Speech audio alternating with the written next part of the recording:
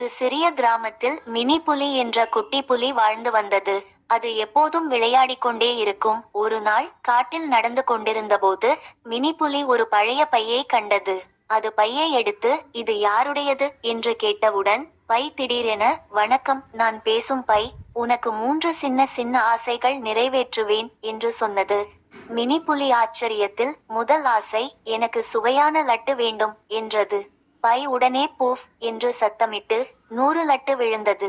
இரண்டாவது ஆசை, என் நண்பர்களுக்கும் மகிழ்ச்சி வேண்டும் என்று கேட்டது. அடடா! உடனே கிராமமெங்கும் குழந்தைகள் விளையாட சுவாரஸ்யமான விளையாட்டுப் பொருட்கள் தோன்றின.